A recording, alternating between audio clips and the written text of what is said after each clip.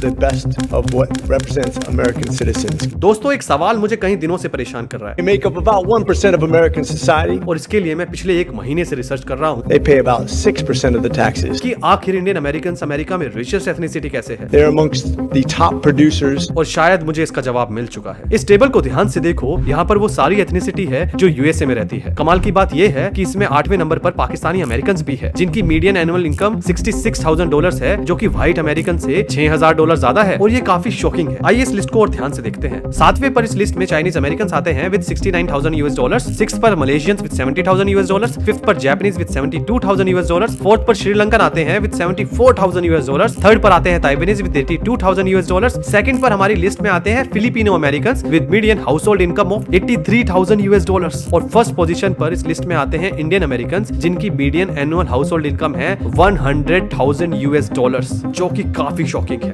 मैंने इन कंट्रीज को मैप किया तो मुझे एक पैटर्न दिखा। इनमें से 99% कंट्रीज एशियन कंट्रीज हैं, पर इनमें एक और एथनिक ग्रुप है जिनकी median annual house hold income Indian American से भी ज्यादा है। गेस करना चाहोगे? हिंदू अमेरिकन। हिंदू अमेरिकन जिनकी एनुअल इनकम $120,000 है, तकरीबन 1 करोड़ रुपए, जो कि काफी शॉकिंग है। They represent some of the best citizens we have in America. They are more successful than the general population. इस वीडियो में हम उन सारे सवालों के जवाब ढूंढेंगे और देखेंगे कि कैसे वो इंडियन अमेरिकन जो 19th सेंचुरी में यूएसए में एक लेबर हुआ करता था, वो आज कैसे अमेरिका की रिचेस्ट एथनिसिटी बना। हेलो एवरीवन, मेरा नाम अभिषेक है और आप देख रहे हैं geography perfect. They pay about 6% of the taxes. दोस्तों, इन सब सवालों को आंसर करने से पहले इंडियन अमेरिकन की हिस्ट्री जानना बहुत जरूरी है, तो चलिए शुरू करते हैं। ये बात है जनवरी 1848 की, जहाँ पर कैलिफोर्निया में एक कारपेंटर रहता था जिसका नाम था जेम्स मार्शल। एक दिन वो अपना काम खत्म करके कोलोमा की अमेरिकन रिवर की तरफ से निकल रहा था, तो उसने देखा तो उसको कुछ गोल्ड फ्लेक्स नजर आए उस नदी में, और वो इन गोल्ड फ्लेक्स को देखकर पागल हो गया और उसने ये खबर पूरे गाँव में फैला दी। इस खबर के बाद बवाल मच गया और ये बवाल इतना बड़ा था कि यूएसए की कांग्रेस तक पहुंच गया। अमेरिका में पार्लियामेंट को कांग्रेस बोलते हैं, और उसी साल दिसंबर 1848 में यूएसए के प्रेसिडेंट जेम्स पोक ने कांग्रेस में ये खुशी का ऐलान किया और देखते ही देखते ये खबर पूरी दुनिया में फैल गई। ये खबर इतनी तेज पूरी दुनिया में फैली कि पूरी धरती से यूएसए में इमिग्रेशन शुरू हो गया इस गोल्ड को पाने के लिए, और इस इमिग्रेशन में सबसे बड़ी पॉपुलेशन चाइनीज की थी, और फिर इस इवेंट को नाम मिला कैलिफोर्निया गोल्ड रश का। 1849 के एंड तक लगभग 15,000 इमिग्रेंट्स ऑलरेडी आ चुके थे और अगले 6 साल तक इन इमिग्रेंट्स का नंबर 15,000 से 3 लाख तक पहुंच गया था। इस इमिग्रेशन के कारण यूएसए को काफी ज्यादा फायदे भी हुए। इकोनॉमिक डेवलपमेंट की रफ्तार में 4 चांद लग गए और रातों रात सैन फ्रांसिस्को जैसे शहर डेवलप हुए थे उस समय। पर इस इमिग्रेशन से एक तरफ फायदे तो हुए, पर व्हाइट अमेरिकन को काफी ज्यादा प्रॉब्लम भी होने लगी और वो चिढ़ने भी लगे, क्योंकि चाइनीज बहुत जल्दी प्रॉस्पर कर रहे थे, काफी सारा लैंड खरीद रहे थे, बेसिकली लैंड पर कब्जा कर रहे थे, और इसी के कारण कैलिफोर्निया में वायलेंस होने लगा चाइनीज इमिग्रेंट्स के साथ। इस चीज को यूएसए की सरकार ने नोटिस किया और इस रैपिड चाइनीज इमिग्रेशन से निपटने के लिए एक कानून लेके आई, चाइनीज एक्सक्लूजन एक्ट ऑफ 1882, जहां पर चाइनीज इमिग्रेशन पर कंप्लीटली बैन लगा दिया गया। इस कानून से इंडियन कॉर्पोरेशन जो इंफ्रास्ट्रक्चर डेवलपमेंट का काम करती थी, रेल पटरी बिछाती थी, उनको काफी नुकसान हुआ, क्योंकि चीप चाइनीज लेबर अब उनको नहीं मिल पा रही थी, और उन्होंने फिर लेबर के लिए इंडिया पर फोकस किया और इंडियंस को एंट्री मिली अमेरिका की धरती पर। ज्यादातर ये इंडियन इमिग्रेंट्स पंजाब से थे, और इंडियन इमिग्रेंट्स को या तो एग्रीकल्चर लेबर बनकर काम करना पड़ता था या तो रेल पटरी बिछाने में करना पड़ता था, जैसे southern Pacific rail road and western Pacific rail road बिछाने में, और यहाँ काम करते हुए इनको काफी ज्यादा रेशियल डिस्क्रिमिनेशन का भी सामना करना पड़ता था। पर एक पॉइंट को यहाँ पर ध्यान में रखना कि उस समय के इंडियन इमिग्रेंट्स अनपढ़ थे या तो लेस एजुकेटेड थे। इन्हीं इमिग्रेंट में से एक इमिग्रेंट का नाम था भगत सिंह थिंड, जो पंजाब से ही आए थे। भगत सिंह ने अमेरिका में आते ही अमेरिकन आर्मी ज्वाइन कर ली थी और वर्ल्ड वॉर 1 में अपनी कंट्रीब्यूशन भी दी थी। इसी कंट्रीब्यूशन को ध्यान में रखते हुए और खुश होते हुए अमेरिकन आर्मी ने भगत सिंह को अमेरिकन सिटीजनशिप दे दी, और ये न्यूज उस समय एक सेंसेशनल न्यूज बनी पूरे अमेरिका में, क्योंकि इस टाइप की सिटीजनशिप जनरली व्हाइट यूरोपियंस को ही दी जाती थी, इंडियन, चाइनीज और एशियन एथनिसिटी वालों को बिल्कुल भी नहीं दी जाती थी। जैसे ही ये न्यूज मीडिया तक पहुंची, तुरंत इस सिटीजनशिप को यूएस यूएसए की सुप्रीम कोर्ट में चैलेंज कर दिया गया, ये बोलकर कि भगत सिंह व्हाइट नहीं है, इस वजह से इनको सिटीजनशिप नहीं मिल सकती। ऐसी सिटीजनशिप आए गए दिन यूएसए में रिवोक होती रहती थी उस समय, पर इस चीज से इमिग्रेशन पर कोई फर्क नहीं पड़ा और ये इमिग्रेशन इंडिया से बहुत तेज होने लगी। और फिर इस चीज को यूएसए की सरकार ने नोटिस किया और फिर क्या, अमेरिकन सरकार एक और कानून लेके आई और उस कानून का नाम था द जॉनसन-रीड एक्ट ऑफ 1924, जहां पर पहले सिर्फ चाइनीज बैन थे, अब एशियन इमिग्रेशन पर भी रोक लगा दी गई थी। और इस कानून के आते ही वायलेंस और बढ़ने लगा और एशियन पॉपुलेशन जो उस समय ऑलरेडी डिस्क्रिमिनेशन का सामना कर रही थी, इस एक्ट के बाद और ज्यादा डिस्क्रिमिनेशन उनके साथ बढ़ गया था। सालों तक इन इमिग्रेंट्स को राइट्स नहीं मिले, प्रॉपर्टी नहीं मिली, रिस्पेक्ट नहीं मिली। पर फिर वर्ल्ड वॉर 2 के बाद ये सिचुएशन चेंज हुई क्योंकि यूएसए यूएसएसआर के बीच में कोल्ड वॉर चल रही थी। क्योंकि एक तरफ यूएसए कैपिटलिज्म को प्रमोट कर रहा था तो दूसरी तरफ यूएसएसआर कम्युनिज्म को प्रमोट कर रहा था। एशिया में अपने अलायंस को मजबूत करने के लिए यूएसए को चाइना और इंडिया को अपनी तरफ करना था और सबसे अच्छा तरीका था चाइनीज एक्सक्लूजन एक्ट ऑफ 1882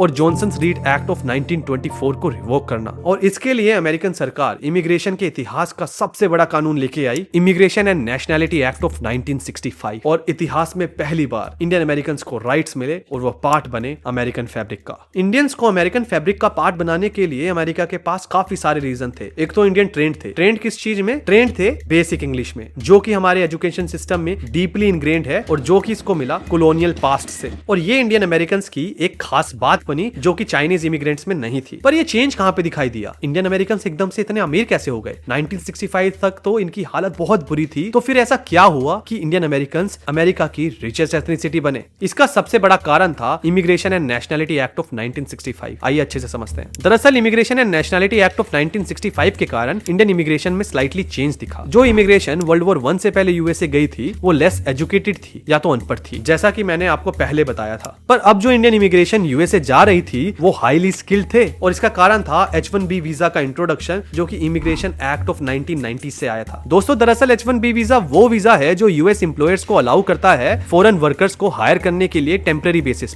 पर इसमें एक एलिजिबिलिटी क्राइटेरिया भी है कि वर्कर्स के पास बैचलर्स या मास्टर्स की डिग्री होना कंपलसरी है। अब इस डेटा को ध्यान से देखो, इनमें वो सारी एथनिसिटी है जो H1B वीजा होल्ड करती है और इसमें कमाल की बात यह है कि Indian 75% of total H1B visa hold करते हैं पूरी दुनिया में और उसके बाद चाइना आता है जो 12.1% ऑफ H1B वीजा होल्ड करता है। पर ऐसा क्यों? दोस्तों 1991 में पीवी नरसिम्हा राव की सरकार में एलपीजी रिफॉर्म्स आए थे, मतलब लिबरलाइजेशन, प्राइवेटाइजेशन और ग्लोबलाइजेशन रिफॉर्म्स। और इसके थ्रू इंडिया में इंफॉर्मेशन टेक्नोलॉजी बूम आया और इसका सबसे बड़ा इंपैक्ट इंडियन एजुकेशन सिस्टम पर पड़ा, जहां पर सारे इंडियन पेरेंट्स का शिफ्ट हुआ स्टेम सब्जेक्ट्स पर, मतलब science, technology, engineering and mathematics subject पर। और ये चीज क्लियरली आपको इस पाई चार्ट में देखने को मिलेगी। और यहाँ पर आप देख सकते हो कि जो यूएसए में इंडियंस रहते हैं वो क्या डिग्री होल्ड करते हैं। इसमें 36% इंडियंस के पास इंजीनियरिंग में डिग्री है, फिर 35% के पास मैथ्स या कंप्यूटर साइंस में डिग्री है और 10% के पास एमबीए जैसे सब्जेक्ट्स में डिग्री है। सो ये कहना गलत नहीं होगा कि H1B visa equal to stem. इसका मतलब ये है कि यूएसए उन्हीं लोगों को H1B वीजा देता है जिनके पास स्टेम में डिग्री हो। और ये चीज आप क्लियरली इस डेटा में देख सकते हो, जहां पर यूएसए में highest paid jobs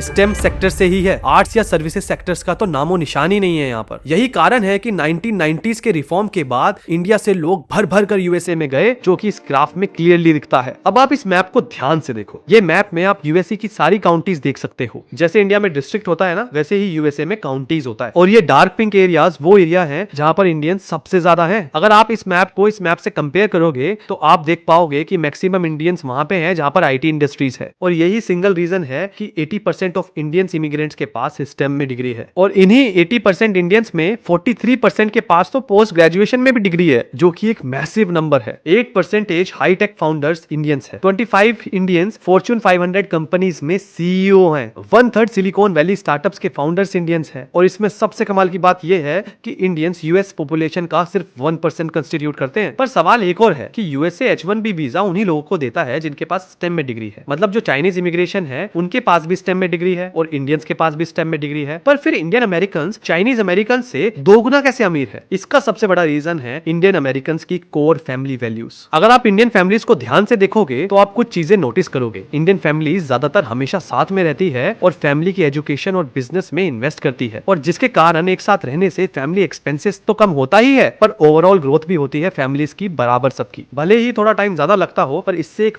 well educated citizen मिलता है अमेरिका को। ये चीज आप कई जगह नोटिस कर पाओगे। जैसे इस डाटा को आप ध्यान से देखते हैं, यहाँ पर अलग अलग एथनिसिटी के डाइवोर्स रेट्स हैं, जहाँ पर सबसे ज्यादा डाइवोर्स आपको आपको ब्लैक एथनिसिटी में देखने को मिलेंगे जिनका डाइवोर्स रेशियो सबसे ज्यादा है। 1000 कपल्स में से 30 कपल डाइवोर्स करते ही हैं और व्हाइट अमेरिकन में ये नंबर 15 पर 1000 है। और आपको जानकर बड़ी हैरानी होगी कि इंडियन अमेरिकन में ये नंबर 1 से भी कम है। मतलब एक कपल में डाइवोर्स होता है 1000 कपल में से, जो कि पूरी धरती पर सबसे कम है। अब आप सोचोगे कि इंडिया में अरेंज मैरिज होती है इस वजह से डाइवोर्स सबसे कम है, पर यहाँ पर मैं इंडियन अमेरिकन की बात कर रहा हूँ, इंडियंस की नहीं। वहां पर अरेंज मैरिज काफी कम होती है, फिर भी डाइवोर्स रेट काफी कम है, जिसके कारण बच्चों को काफी फैमिली टाइम मिल पाता है अपने पर काम करने के लिए, सिर्फ फैमिली स्टेबिलिटी की वजह से। और ये चीज यूएसए में अलग अलग एथनिसिटीज में मिसिंग है। आपको जानकर बड़ी हैरानी होगी कि हिंदुइज्म 4th लार्जेस्ट रिलीजन है यूएसए में, और हिंदुइज्म में एजुकेशन को काफी इंपॉर्टेंस दिया जाता है, और हिंदुइज्म में सबसे ज्यादा टॉलरेंस देखने को मिलती है यूएसए में। भारत दुनिया का सबसे डाइवर्स नेशन है पूरी धरती पर, और यहाँ पर दुनिया में 2nd लार्जेस्ट मुस्लिम पॉपुलेशन रहती है, उसके बावजूद भी हम लोग भाईचारा सेलिब्रेट करते हैं। एक और चीज इंडियन फैमिलीज में काफी ज्यादा यूनिक है कि पेरेंट्स बच्चों के बेस्ट फ्रेंड होते हैं। आप ऐसा इजीली देख सकते हो इंडियन फैमिलीज में, जहाँ पर मदर ज्यादा क्लोज होती है बेटों से और फादर ज्यादा क्लोज होते हैं अपनी बेटियों से। जैसे कि आपने स्टीरियोटिपिकल कहावत में काफी बार सुना होगा कि माँ के पल्लू में छुपने वाला पापा की परी।